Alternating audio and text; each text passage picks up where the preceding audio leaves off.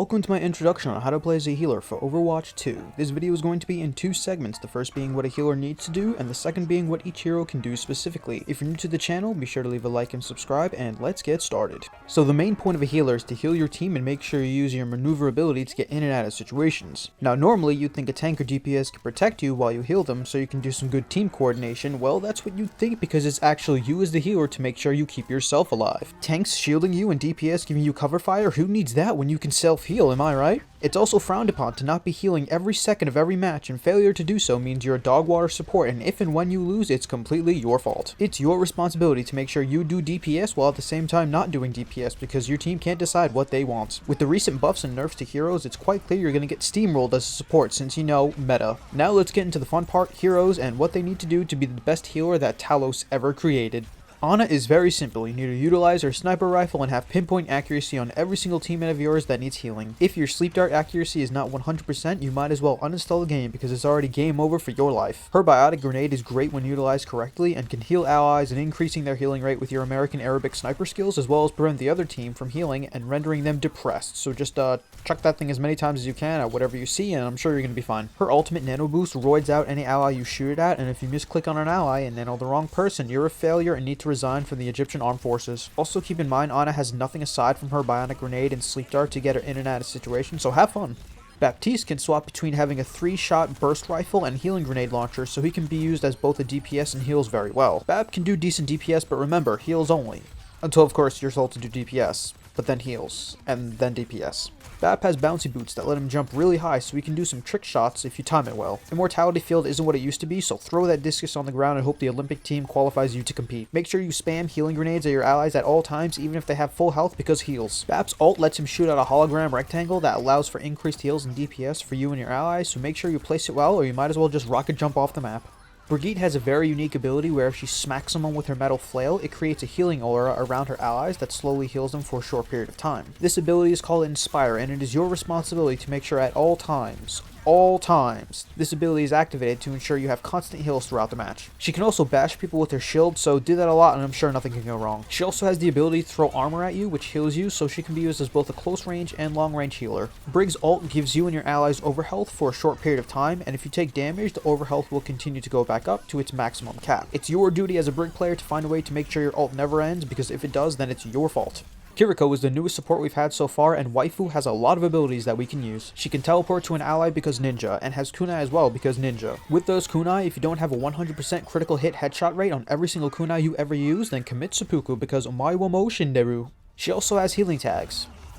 Yeah, they do a lot of heals to be honest. Her Suzu is a green little orb that she throws to herself or her allies, making them invincible for a split second as well as healing them a little, so if you don't time that right, then Naruto is going to come in and Rasengan your face. Her ult is probably one of the best ults in the game, and everyone moves as fast as half a Sonic the Hedgehog, and your ability's cooldown rate is reduced as well, so spam abilities non-stop and make sure you game end all the opposing teammates. She can also climb walls, because Fox Ninja. Lucio is probably my favorite healer. Yes, I'm being serious, he's great. He can swap between smooth jazz heals and electro techno speed boost, so make sure you use both of those at the same time, which is impossible as a game mechanic, but it's your job to make it possible. Your teammates will complain that you don't do enough heals or aren't using enough speed boosts, but that's okay because you're wearing headphones and can't hear them. Lucio can glide on walls because he's cool. Lucio is probably the best healer to get in and out of situations, so that makes him the most versatile by far. Lucio's ult creates overhealth by an insane amount for you and your allies, which can easily win or lose a match for you, so time it well and make sure before every single time you do it to do a 360 no-scope spin or else the ult won't work. Mercy is a healing goddess if used correctly. A recent hero update increased her ammo on her pistol from 20 to 25, which means the devs wanted to increase her survivability and let her do some extra DPS, but those devs don't understand. Supports only heal, silly! And why pick Mercy of all heroes? That made no sense. Back to heals. Mercy is a medic, and it's her duty to point at a target near her and heal them, or allows them to do some extra DPS with her damage boost ability. Mercy can also fly to a target on the ground or in the air, truly an angel on the battlefield. If you stop healing any of your teammates for even a fraction of a second, they'll think you're throwing. You take out your pistol to finish off a weakened opponent and get a pick, you're throwing. Mercy doesn't use her pistol unless it's using her ult, which allows unlimited max ammo pistol shots, which by far is one of the most fun things to do in the game. If you don't have more than 30,000 heals and 3,000 damage amp as a Mercy, you need to pick another healer because that's not cutting it here. Mercy can also resurrect one of her allies back to life, which is another game changer. Now, there is one secret to Mercy, and this needs to be considered. While yes, it is your job and your fundamental responsibility to heal all your allies, it's also your job to pocket one of your allies because game logic. If you have a Sojourn or an angsty teenager lane on your team, you must at all times pocket them because they said so. That is Mercy's redeeming quality, the pocket power. Even if your ally dies, it's your responsibility to sit there and die with them. Don't try and get out of the area because that would be smart. Moira is infamous for being one of the highest DPS healers that the devs ever made. There are two types of Moira, DPS Moira and Healer Moira, and you'd be called trash for picking either one, so you might as well make the most of it and chuck your biotic orbs in any direction that you have a line of sight with. Moira can deal damage while at the same time healing yourself, much like a Bulbasaur. She can vanish in and out of situations and jump really high, making her one of the most versatile supports in the game. Her ult, the healing Super Kamehameha, allows her to do damage and heal at the same time, because who would have thought a healer can do DPS too without going overboard? There's some Moira out there that have more damage than the tanks or DPS, and if that's you should feel both proud and disappointed it's come to that. As a Moira, you need to do moderate DPS while doing insane levels of healing, so have at it and go do some stuff.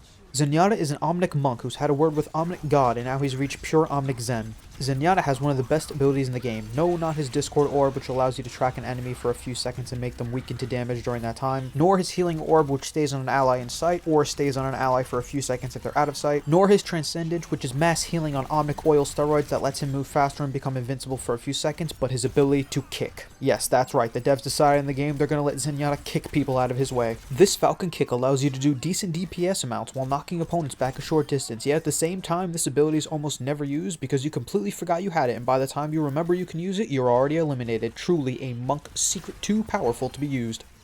And with that, we've gone over all the heroes and all the abilities to heal the team for a successful win. I hope you found something super useful during this time and that you enjoyed the video. As always, thank you very much for watching, and I'll catch you all in the next one.